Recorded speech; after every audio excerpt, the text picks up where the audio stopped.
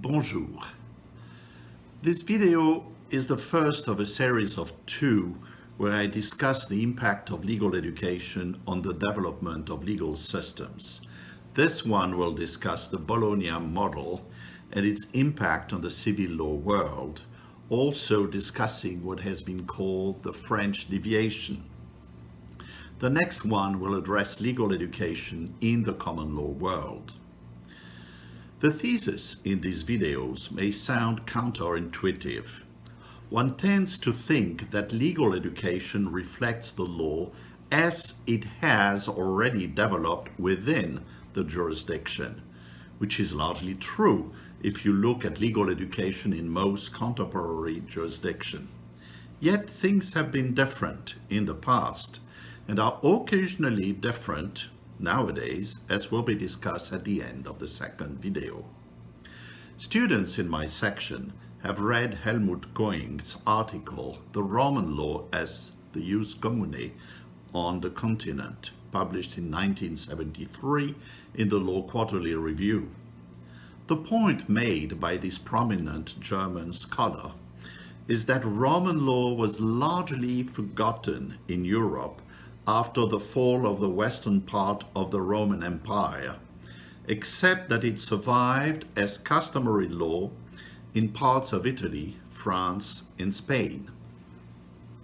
What caused the revival of Roman law was the rediscovery of the Corpus Juris Civilis near the year 1000, and it's being used as teaching material in the medieval universities that started burgeoning after the year 1100. The first universities were not founded by the states or by the church. They started as the informal congregation of students around professors teaching and discussing texts of the past. Some professors became famous and attracted students from all over Europe who occasionally followed their professor when migrating from one kingdom to another. Student and academic mobility is as old as universities themselves. Gradually, kingdoms and cities granted students and professors privileges, and this strengthened the first European universities at the time of their foundation. But let's pay attention to the curriculum. Students were taught theology based on the Bible and the writings of the fathers of the church. They learned philosophy from the writings of Plato, of Aristotle. Medicine was taught based on Aristotle, and experimentation would only start later on at the time of the Renaissance. When sick, be happy that you do not live in medieval days. They didn't have COVID, but the plague was a familiar enemy. But I should not forget that I'm here to talk about the law, which was taught based on the rediscovered Roman law. During the 12th century, the University of Bologna in Italy created the model for legal studies, soon to be imitated by universities all over Europe, including, by the way, Oxford and Cambridge. The Roman law was taught by professors known as legists, and canon law, the law of the Roman Catholic Church, was taught by canonists. Canon law covered marriage and testament. It also recognized the binding force of promises, a foundation of the law of contract. There is no doubt that canon law applied in much of Western Europe, and in that sense, the canonists taught something of practical significance. Roman law, however, was largely a law of the past. It was still applied in Greece and in the Byzantine Empire, but few places applied it in Western Europe. This means that students were educated in a sort of ideal or aspirational legal system, but by no means what you would call nowadays positive laws. Everything rooted in the antiquity was highly regarded in the medieval university, and the learning was worth something, whether it was of practical use or not. What then was the impact of teaching Roman law? Well, the jurists who left the university with a doctorate in Roman law and canon law were at the time practicing law or could be hired as state administrators or judges. They competed in these positions with noblemen appointed by privilege of birth. But at least those knew the law. They had studied Roman law. And whenever municipal or state law was silent and custom inexistent, university graduates resorted to the ideal law that they had learned at school. And it was generally recognized as based on human reason and experience. This is the way university taught Roman law started filling the gaps as a set of default rules that could conveniently be applied as needed. And this is how the jus commune started. This Latin term stands for common law, but we refrain from using the English terms to avoid confusion with the other leading legal tradition of the Western world. Over the century, Roman law established itself as a jus commune, actually as a set of default rules. It offered a rich reservoir of rules, well organized in simple categories. It has been compared to a treasure house, a well-arranged one. Roman law was also called the ratio scripta, the written reason, based on centuries of development in the greatly admired Roman Republic and Empire. It was propagated in the Latin language, then the common language of the educated European. Books written by famous professors like Accursius, Bartolus, and later d'Argentré were cited all over the continent. Roman law was officially recognized as the jus commune in the Holy Roman Empire of the Germanic nation, which was little more than a loose confederation of otherwise independent states. This empire was an attempt to revive its Roman predecessor, at least in Central and Eastern Europe, but also in Italy. An imperial court, the Reichskammergericht, was founded in 1495 with Roman law as its jus commune, or common law. You should not conclude that this unified the law all over the empire. The legal system remained pluralistic, with a variety of local variations and customs competing with Roman law. Two countries, however, France and England, resisted the extension of this new Roman Empire and also, to some extent, the jus commune. At some point, when King Charles V of Spain was elected emperor, the empire stretched all the way from the Atlantic Ocean to Central Europe. Because England developed a legal system of its own, Roman law here had a limited influence. And by the way, the empire didn't manage to conquer England. England resisted the Spanish invasion by the Great Armada. France should call out our attention, as it has a singular experience also outside the empire or in the margin of it. One thinks of the French kings as absolute rulers of a centralized country, but this was not true until at least the 17th and 18th centuries, the time of Kings Louis XIV and the 15th. Until then, starting in 987, French kings ruled directly over a limited part of the kingdom.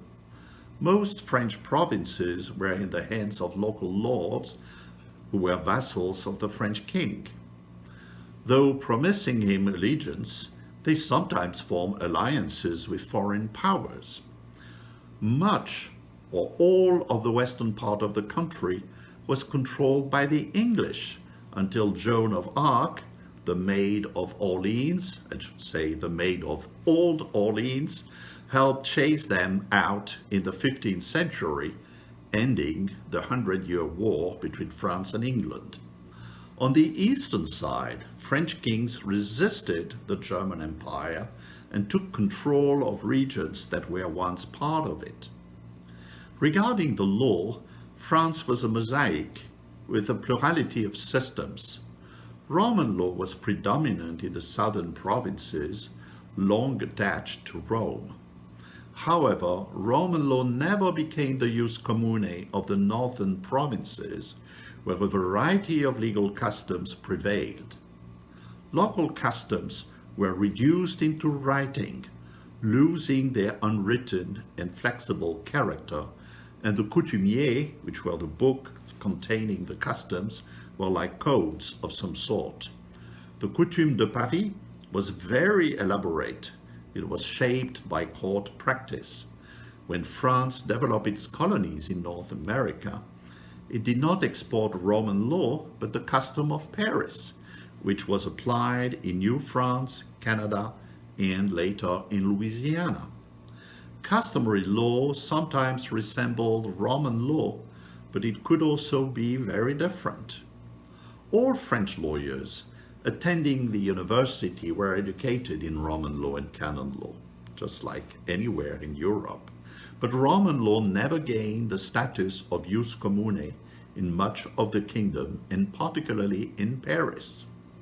In addition, King François Ier, Francis I, enacted the Ordinance of Villers-Cotterêts in 1514, whereby he imposed the use of the French language in all legal documents. That has set France apart from other nations that still use Latin late in the 18th century. To this day, one teaches Roman law as a mandatory class in all European universities, except France and England. In France, one teaches legal history, which includes some Roman law, but also focuses on what sets the French apart and led to the Napoleonic Code, which aimed at unifying the law. Here is a personal experience of the French deviation. As a French-educated legal scholar doing comparative law, I have participated in a number of European conferences and legal projects. Though I had learned Latin at school, I had to learn or relearn some Latin terms and Roman law concepts that had been abandoned in my home country but remain currency in other European countries. I was happy that two senior colleagues of my university, Professor Roland and Boyer, had authored the Legal Dictionary of Legal Terms and Phrases. Once France codified its private law, starting with the Civil Code of 1804, also known as the Code Napoleon or Napoleonic Code, it embraced legislative positivism.